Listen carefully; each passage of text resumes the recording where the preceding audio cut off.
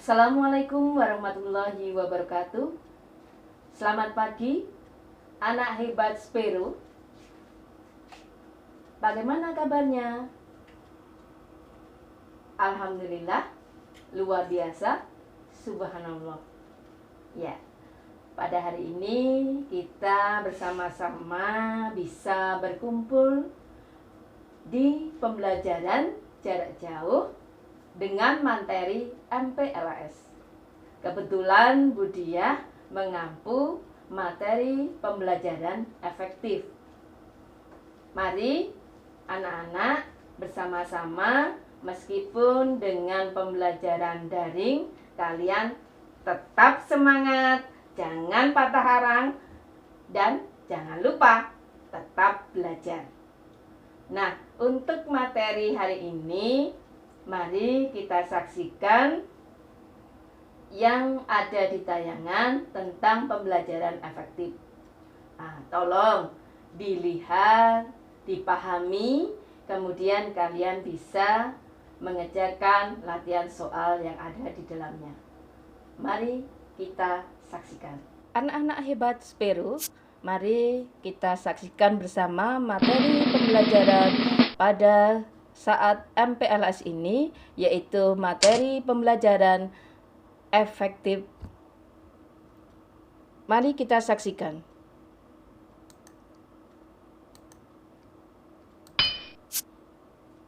Sebelum Ibu memasuki materi MPLS pada hari ini, perkenalkanlah, nama Ibu adalah Diah Kusumaning Mratangalun.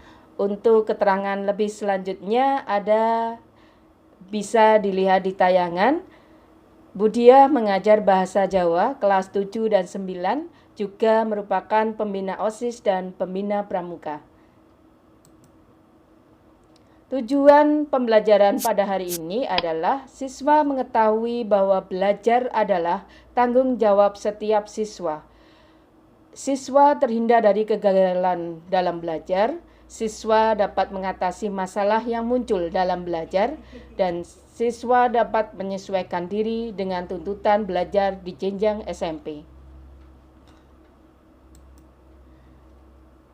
Apakah yang dinamakan belajar efektif itu? Yaitu yang pertama, belajar yang menyenangkan, belajar dengan baik, tidak memakan banyak waktu, hasil yang maksimal. Mengapa siswa perlu memiliki sikap belajar yang efektif dan efisien? Yang pertama, karena untuk keberhasilan dan kesempurnaan.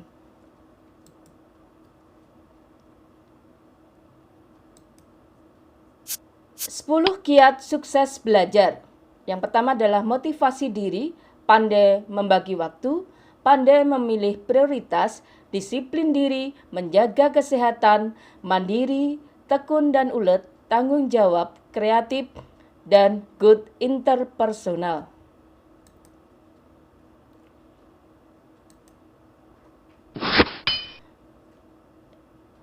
Kita masuk dalam materi. Yang pertama adalah hambatan.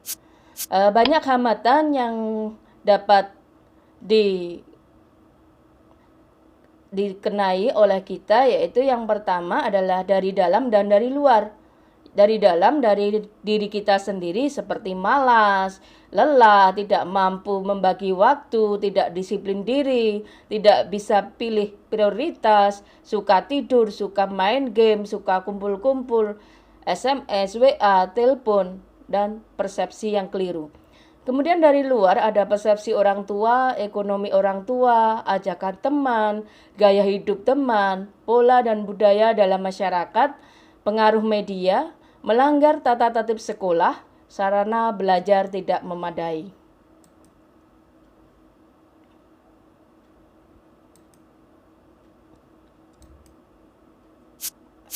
Belajar dibedakan ada dua, yaitu belajar di rumah dan belajar di sekolah. Belajar di rumah mempunyai waktu belajar rutin setiap hari. Pilih waktu belajar di mana pikiran dan fisik siap menerima pelajaran. Awali dengan doa. Kondisikan atau cari tempat belajar yang mendorong berkonsentrasi. Beri waktu istirahat minimal 15 menit setelah belajar 2 jam. Buatlah tanda-tanda terhadap hal yang penting. Lakukan pengulangan atau latihan setelah selesai. Kemudian belajar di sekolah. Pada masa pandemi ini kalian belum bisa belajar di sekolah. Kita bisa belajar dengan pembelajaran jarak jauh. Seperti persepsi orang tua, ekonomi orang tua, ajakan teman, dan lain sebagainya.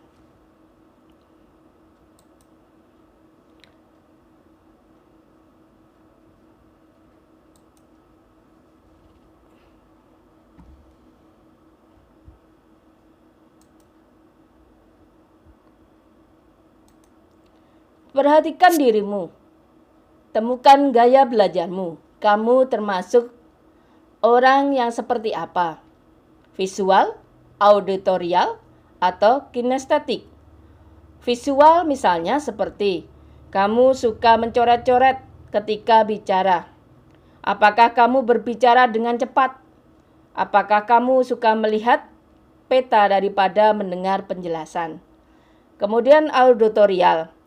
Apakah kamu suka berbicara sendiri? Apakah kamu menyukai ceramah?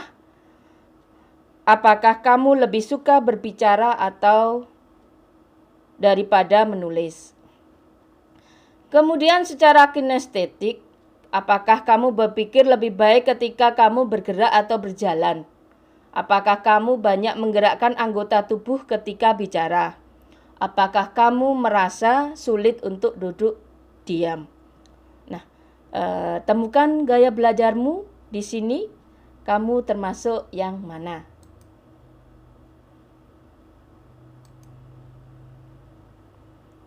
Perhatikan lingkungan.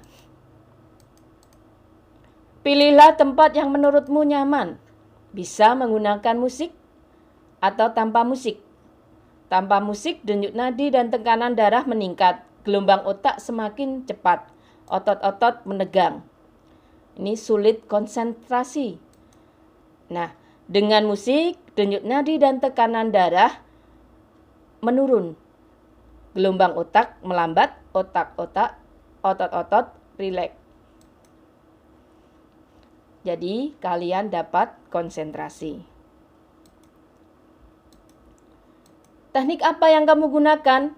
Mencatat bebas, peta pikiran. Nah, dengan pemanfaatan peta pikiran dapat membentuk keseluruhan, mengingat informasi dalam bentuk gambar, bentuk-bentuk, dan suara.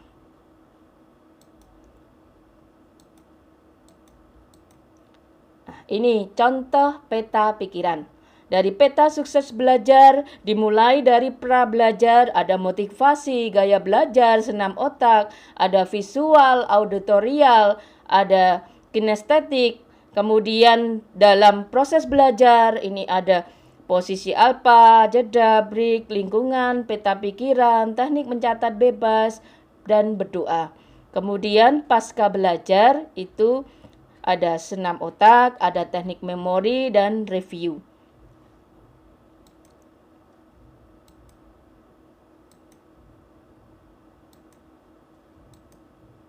Apalagi yang perlu diperhatikan? Lakukan senam otak sebelum dan sesudah belajar. Cari sumber belajar lain. Baca buku-buku lain yang menunjang. Majalah, koran, pergi ke perpustakaan, atau media sosial.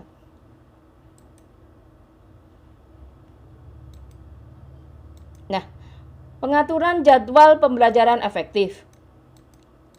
Perlu diadakan pedoman. Perhatikan waktumu. Bagaimana kamu menghabiskan waktumu? Kapan kamu menghabiskan waktumu dengan sia-sia? Kapan kamu dapat belajar dengan baik?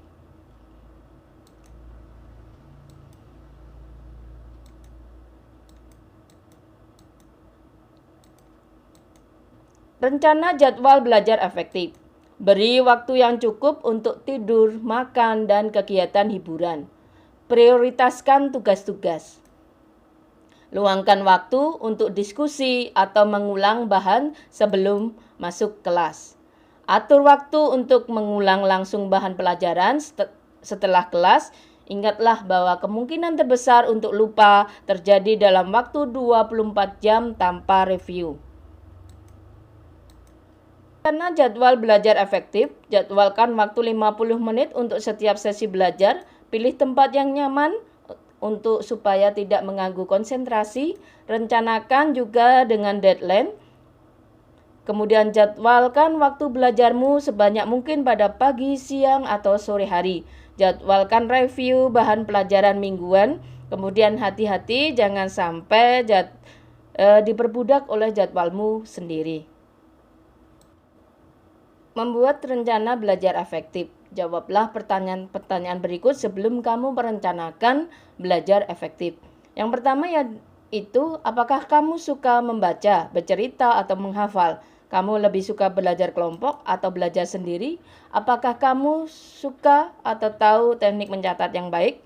Kamu butuh banyak atau sedikit waktu untuk belajar? Apakah kamu membaca sumber dan selain buku pelajaran? Apakah kebiasaan belajarmu dapat membantumu sukses? Apa yang kamu lakukan sekarang pada saat belajar? Apa kamu bertanya jika tidak mengerti? Apa kamu melakukan evaluasi? Apa kamu perlu mendiskusikan dengan teman-teman? Apa kamu mengandalkan satu sumber saja? Apakah kamu perlu mencari sumber lain? Apakah kamu bisa mengerjakan lebih baik? Apakah kamu bisa disiplin dengan diri sendiri? Motivasi dari Budia bahwa kita semua mempunyai jumlah waktu yang sama, tetapi tidak mempunyai kepandaian yang sama. Walaupun demikian, mereka yang menggunakan waktunya dengan baik sering mengalahkan mereka yang mempunyai kepandaian. Setelah ini, kalian bisa mengerjakan 5 latihan soal berbentuk pilihan ganda. Ya. Soal terdapat pada lembar Google Formulir. Bisa kalian jawab dan pilihlah yang benar. Terima kasih. Cukup sekian materi pembelajaran efektif pada hari ini. Budia mohon maaf apabila dalam penyampaian dalam tutur kata kurang berkenan di hati anak-anak. Saya sampaikan terima kasih. Wassalamualaikum warahmatullahi wabarakatuh.